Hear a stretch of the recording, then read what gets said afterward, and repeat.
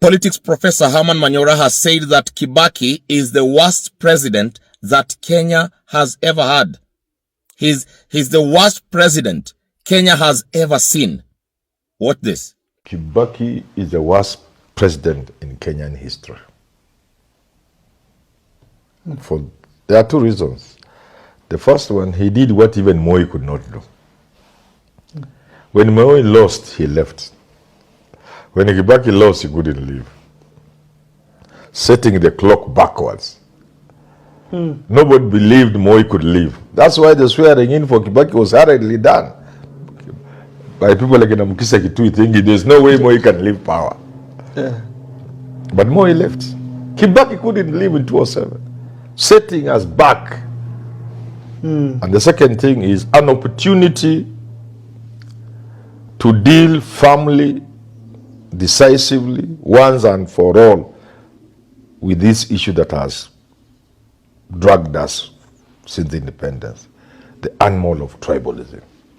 I was listening to Kalonzo. If Kibaki had stuck to the MOU, this thing you call tribalism will have died then. For that reason, I will never forgive Kibaki.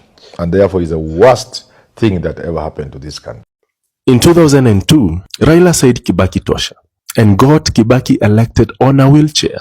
And there was a deal made. The MOU was very clear. And I was in that night discussion where who will become the prime minister. And there was a fight between Saitoti and Raila Odinga. And everybody submitted to Raila Odinga being the nominee of LDP to be the prime minister. But after the elections of 2002, Kibaki broke that deal. Kibaki betrayed Raila Odinga. Barely months into government, Raila Odinga was restless. His appointment as Minister for Roads was not enough. He wanted more. He wanted the title of Prime Minister. And so, Raila Odinga charted his own path and became Mwai Kibaki's bane in 2007. Heck, he even won the election of 2007 and Kibaki lost because of betraying Raila Odinga, who had campaigned for him in 2002. Now, fast forward to 2022. Rigathi Gachagua was all over campaigning for William Ruto. Rigathi Gachagua was all over demonizing Uhuru Kenyatta, whipping emotions to the benefit of William Ruto. But 2 years down the line, William Ruto betrayed Rigathi Gachagua. And here we are, Rigathi Gachagua proving to be a huge problem for William Ruto. Rigathi Gachagua even saying that he will make William Ruto a one-term president. It seems history is repeating itself. He may pass for any octogenarian in the countryside, but make no mistake, this is Nderitu Kibaki, outgoing President Mwai Kibaki's elder brother. He's a peasant farmer at Iriaine village in Othaya constituency, leading a simple life away from the aura of power that his brother wields. Nderitu says that lack of education has curtailed him from securing gainful employment with the help of his younger brother and would rather not bother the retiring president.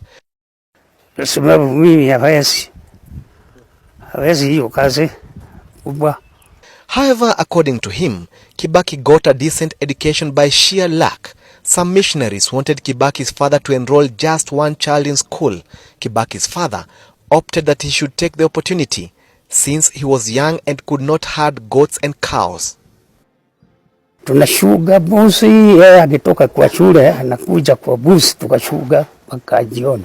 Kibaki attended Karima School for his basic education, one of the first schools to be put up here during the colonial times. Now this used to be outgoing President Mwai Kibaki's classroom while he was a pupil here at Karima Boys High School. By then it was just a primary school.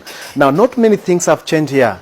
The blackboard still intact, only that this room has been converted into a dormitory. The school has even named one of the dormitories after Mwai Kibaki. School life consumed the better part of Kibaki's life, and when he was through with his studies, he embraced another life, that of serving the nation. Anakuja nyumbani, anakuja kusalimia sisi, alafu karudi kwa serikali. He however commends Kibaki's humility, which he says he has displayed over the years. and was instrumental in his style of running the government.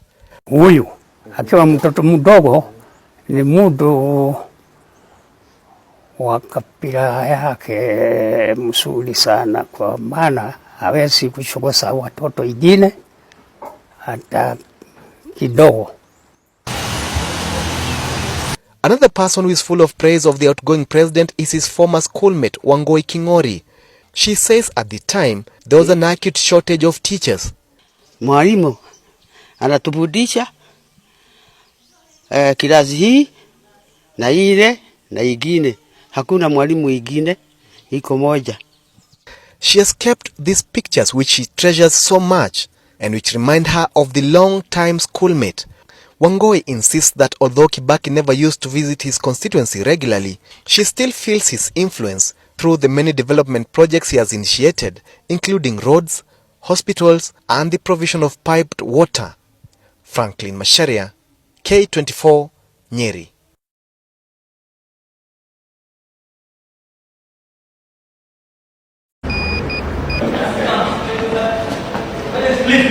Yeah. Poleni. Don't take my picture, you. This one is taking my picture. You can't do that. So you're just walking. Use that camera, you can't. You don't come here for my picture.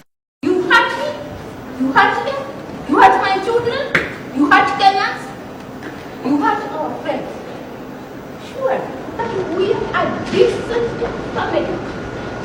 We are a humble family, a Christian family who does not steal from anybody.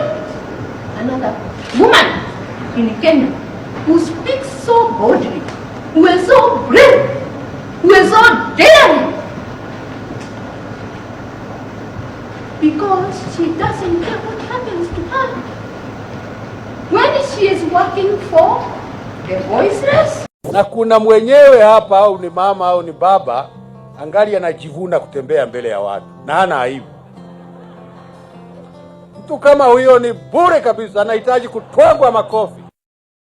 I saw Kibaki very sad on 2 occasions. Yeah. One is when we lost Kijana wa Malwa. Oh yeah. A man, his first vice president. A man he didn't liked. Yeah. Kibaki liked I can tell people he liked. Yes. Kijana wa Malwa. Peter Anyang'. Yeah. Who's a good friend of yours as well. Of course, my good friend Rafael Tuju. Kivuta Kibwana. Yeah. These were the guys he needed. He was telling me, imagine if he sent Anyang' to an international meeting and he sat there talking to people. Imagine what they think about Kenya. Very bright minds. Yes, bright minds. Yes. And he used to tell me that Tuju reminded him of a Shengoneko. And lucky enough, they're from the same area. Yes. That's why maybe made him the Minister for Information. Like Shengoneko was. Yeah. So he had a liking for bright minds and he could pick them. Yeah. And that's why the government ran. He picked the bright minds. Yeah. And I know many people talk about the MOU that we had with Raila Odinga, yeah, which is true. Yeah. But MOU was not for specific people that you must get this particular person. He chose the people amongst Raila's region whom he thought were people who could work. Yeah.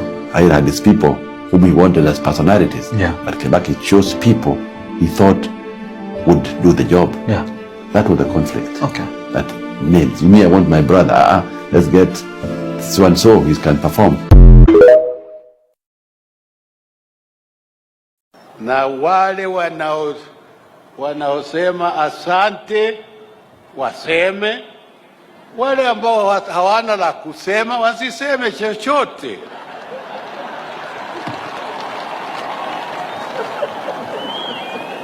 Kwa sababu hata kama husemi, yale tumefanya yanajulikana na inajulikana na kila mtu, hata mtoto gani. Kwa hivyo hatuna haja ya kupembeleza nyinyi au yeyote. Hakuna haja. Bariki kwa watu wengi wa jamani, iwe sasa hiyo ni funzo. How can dead people be taught a lesson? they are already dead. And I wondered, why did he fly all the way from Nairobi to go tomorrow to say that? To hurt the people who are already mourning their dead. The First Lady is confident that the tragedy would not have happened at all if Saitoti's ministry, through the grassroots provincial administration, sensitized Kenyans against putting themselves in life-threatening situations. Our people are ignorant, but they are innocent. They treat petrol like water. The kids I have seen here, they are all young. The oldest person here is 34. And now she has issued an ultimatum. How will they know if you don't educate them? Can these people I mentioned from those two ministries explain to me? And I challenge them to tell me by writing by tomorrow, why didn't they do it? But it is not only Saitoti who attracted her wrath. Apparently, she was not pleased with the big political entourage that descended on the scene in Sachangwan that fateful day. She believes many here were publicity-hungry individuals. But we cannot tolerate the leaders who want to be seen on TV every day, on newspapers every day, parading for the press, saying, we shall do this, we don't see the government does this, we don't see this, and this, and this. That is hollow speech. She now wants the media to snub such politicians, whom she hopes will begin civic education in their constituencies alongside the chiefs and the district officers. Many people who watched the tragic incident on TV may have wondered, why did those people put themselves in such a risky situation? But as the First Lady said, it cannot always be assumed that common sense is common, and that's why civic education is very important. Sylvia Chebet, Citizen TV. How are you, sir? So nice to see you. Good to see you. How are you? It's so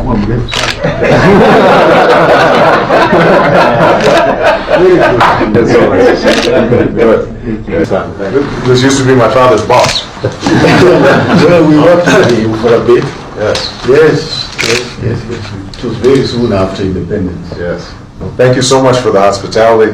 Everybody has been very gracious, very kind, and I'm very appreciative of how accommodating the government has been.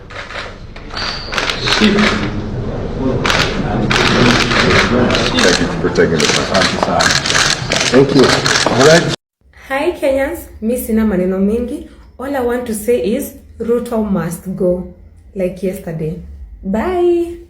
Ati black chocolate ni fine melanin bana kutoka nikapate. Kanapenda kenye mi wanapenda, so kanapenda toto chupa na haga nono. Madam na kudai, umedunga mini, unapenda mangwai. Una dance fit, unawacha nikismile. Ama niko high, jua lies